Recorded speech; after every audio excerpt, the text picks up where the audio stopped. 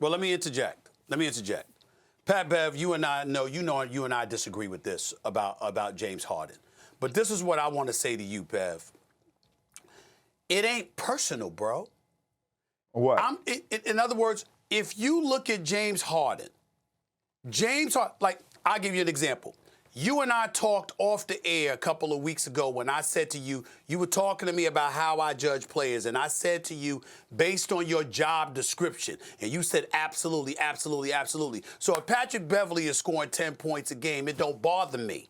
Why? Because I know that you're on a squad because of your defensive tenacity combined with what you do being a pest and influencing a culture and helping to make these brothers rough riders, toughen them up, obviously for postseason competition. That's what I said with you.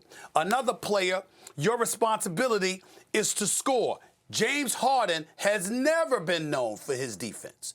James Harden is judged by his prolific tendencies as an offensive firepower.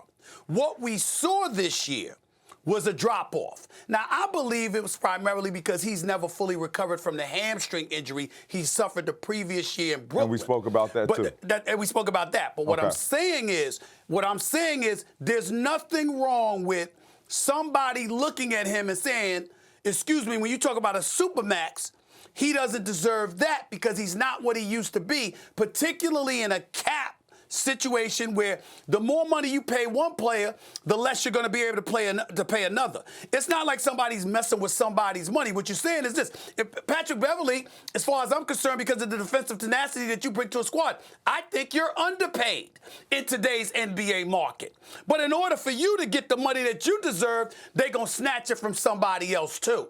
So we got to take all of those things into consideration. But when you're evaluating what a player brings to the table, it is what it is. James Harden's not that guy. Now, when you bring up CP3, we got to look at this. He went against you and the Clippers the year before. Dropped 41 on y'all in a closeout Game 7. CP3's a 12-time All-Star. He's one of the elite point guards in NBA history. Now, your point was, now we ain't nobody losing no sleep.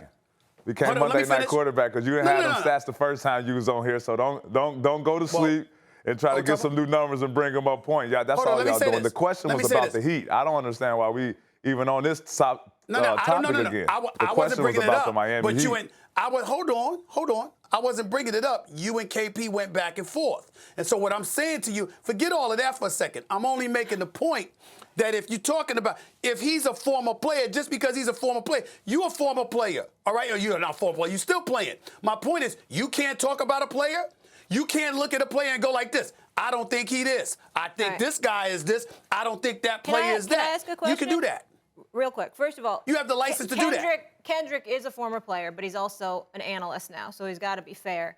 And Kendrick, let me ask you this really quickly, because I remember you saying that when Joel Embiid and Harden, you thought so highly of it. You thought potentially they could be the most dynamic duo ever. Pat, I don't know if you ever heard him say that. I hear Kendrick say a lot of stuff. Okay, but just stay with me on this one. So that's where his hopes were. But then Kendrick, let me ask you this.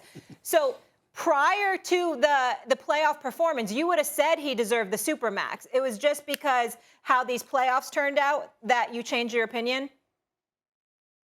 Look, Molly, I wouldn't have never, the reason I wouldn't have never dove into the Supermax conversation was because of the emergence of Tyrese Maxey. Like, my thing is, at this point of James Harden's career, I'm thinking that the only thing that's on his mind is about winning championships. Like, if you want to win a championship, sometimes you have to make sacrifices. We watched Kevin Durant make a sacrifice when he went to the Golden State Warriors. We watch him take one-year deals and things to that nature, two-year deals, to make sacrifices to win a championship. And at this point of James Harden's career, it's about whether or not he's willing to make the sacrifices to let other people get paid so he could be able to keep the team intact. But here's the reason that I even brought up the whole conversation. It was because of this, Molly.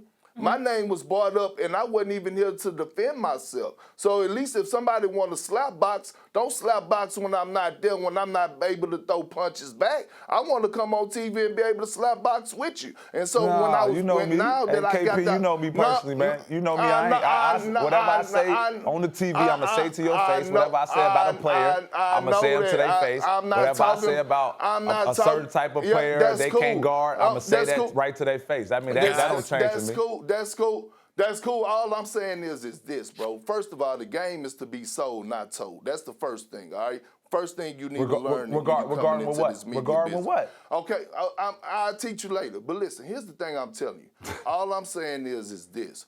The James Harden situation, the CP3 conversation, it just wasn't the same energy, dog. It wasn't the same energy. And I'm entitled to that, right? A player okay, but if you ask me about a player getting their money, I would never tell a player not to get their paper or come on here and tell a player that he can't get their paper. So answer her question then. Answer her question. Her question was, before the playoffs, did you think James Harden, we're not talking about numbers, we're not talking about Tyrese Maxey, answer her question, because you yet to answer the question. Before the playoffs started, you said they were the best 1-2 punch. Do you think he should have got the supermax? Yeah. Okay, so we ain't talking about nothing else. No, because of the situation. So what we talking about? Okay, no. Well, I mean, your answers seem to change. Mine don't. So I got to judge a man off that. Thanks for watching ESPN on YouTube. For live streaming sports and premium content, subscribe to ESPN+.